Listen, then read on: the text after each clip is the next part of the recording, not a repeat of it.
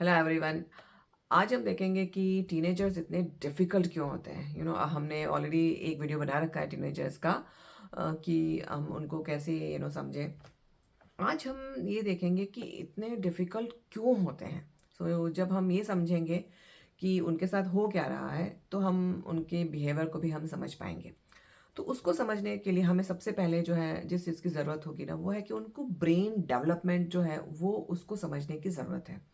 क्योंकि जो हमारा बिहेवियर होता है वो काफ़ी हद तक हमारे ब्रेन के साथ कनेक्टेड होता है। तो उससे हम ये समझ सकेंगे कि चल क्या रहा है।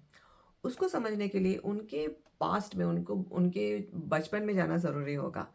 अब यहाँ पे हम ब्रेन को हम समझेंगे, तो ब्रेन जो है उसका जो डेवलपमेंट है वो जो जिसको जेस्टेशनल पीरियड यानी जो प्रेगनेंसी होती है, गर्भावस्था, वहाँ से उसका डेवलपमेंट शुरू होता है। और जब बच्चा पैदा होता है तो उसका उसका जो ब्रेन का जो साइज़ होता है वो एडल्ट ब्रेन के 25% साइज होता है। और 25% 25% से आगे उसका डेवलपमेंट होता है, और ये डेवलपमेंट चलता रहता है throughout twenties, late twenties तक, यानी 25 साल से भी ज़्यादा टाइम लगता है ब्रेन को पूरा फुल्ली डेवलप होने में। अब आप समझ सकते हैं कि ये जो ब्रेन जो डेवलपमेंट है वो काफ़ी लॉन्ग, काफ़ी लंबा चलता है। और शुरुआत हो गई है काफ़ी पहले से, इवन दो ये, लेकिन ये चलता है काफ़ी लंबा टाइम। और इसमें दो पड़ाव ऐसे आते हैं जहाँ पे बहुत ही रैपिड यानी फास्ट डेवलपमेंट होता है। एक तो जो जब बच्चा पैदा हुआ, वहाँ से 6 साल का जब तक हो जाए तब तक, तो हम कहते हैं ना terrible twos and terrible toddlers, क्योंकि वहाँ पे भी वही प्रॉब्लम है कि उनका जो ब्रेन जो है बहुत ही फास्ट डेवलप हो रहा है, तो इन उनके जो बिहेवियर वगैरह में भी हम डिफ़िकल्टी इसलिए देखते हैं। और दूसरा जो फेज़ होता है वो होता है टीनेजर में। जब वो टीनेज बन जाते हैं, तब उनका जो है फिर से बहुत ही रैपिड ब्रेन डेवलपमेंट होना शुरू हो जाता है। अब यहाँ पे हमें एक बात और समझने की ज़रूरत है कि ब्रेन के अलग-अलग हिस्से होते हैं। अब उन उन अलग-अलग हिस्सों का जो अलग-अलग जो पार्ट्स हैं, उनका अलग-अलग फंक्शन यानी उनके जो जो कार्य जो उनका होता है वो अलग-अलग ब्रेन के पार्ट के ऊपर डिपेंडेंट होता है। जैसे कि लॉजिक, रीज़निंग उसका अलग, फिर बॉडीली फंक्शन उसका अलग। वो हर तरह के इस तरह के जो हमारे बॉडी में जो फंक्शन हो रहे हैं वो, और हम जो सोचते हैं उनका हर एक के अलग-अलग पार्ट्स होते हैं। और एक पार्ट जो सबसे क्रूशियल है वो है प्री फ्रंटल कॉर्टेक्स, यानी जो उनका जो front part of the brain जो होता है वो अभी टीनेजर में पूरी तरह से डेवलप नहीं हुआ होता है, वो होता है सबसे लास्ट में।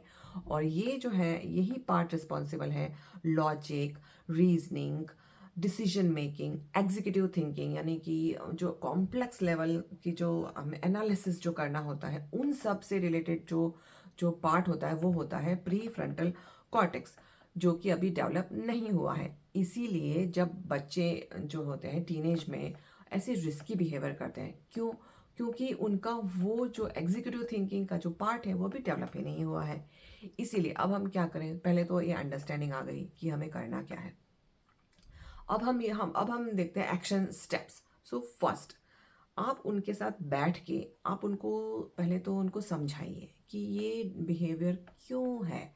और आप उनको खुद को बोलिए कि सोचो अगर आपने ऐसा किया तो क्या होगा।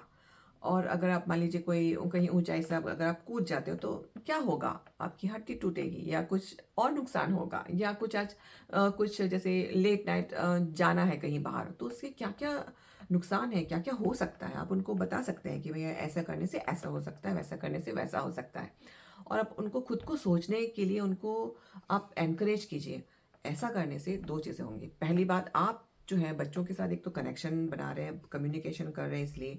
और दूसरा, आप अपने बच्चों के साथ एक जो से कहते हैं ना कि लॉजिक और उसको उसको जो रीजनिंग डेवलप करने का आप मौका दे रहे हैं, साथ में बैठ के जो बात कर रहे हैं उसकी वजह से, तो वो जो पार्ट है ब्रेन का वो और भी डेवलप हो गया, बिकॉज आप आपके बच्चों के साथ बैठ के उसको डेवलप करने के लिए आप एनेबल कर रहे हो बातें करके। तो ये दोनों फ़ायदे हो गए। एक तो कनेक्शन भी बन गया, और अपने उसको सेफ्टी भी इंश्योर कर दी कि हाँ भाई ये सेफ़ है अब, क्योंकि अब ऐसे नहीं करेंगे। और ज़्यादातर केस में बच्चे जो है समझ जाते हैं। और आपको फिर ये भी अंदाज़ा हो जाता है कि अब जो है मेरा बच्चा सेफ़ है या नहीं है, और आप उसके अकॉर्डिंग एक्शन ले सकते हैं।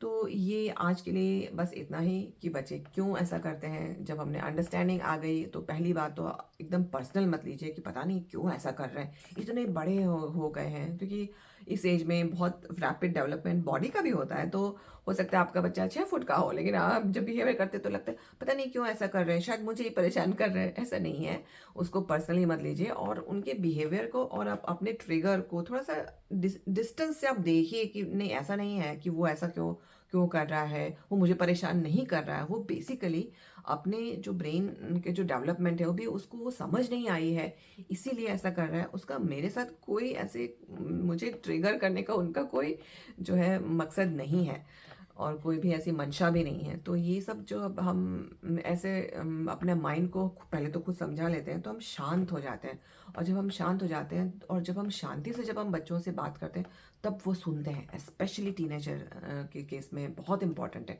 अदरवाइज वो गुस्सा करेंगे, आप भी गुस्सा करोगे, और फिर वो बस वॉकआउट कर जाएंगे या दरवाज़ा बंद कर देंगे, तो बात तो होगी नहीं। So that's all for today. आप इसी के बारे में सोचिएगा कि क्या हो रहा है, और अंटिल नेक्स्ट टाइम बस इस बारे में अगर आपको क्वेश्चन है तो मुझसे पूछ सकते हैं। And until next time, just be mindful and happy parenting.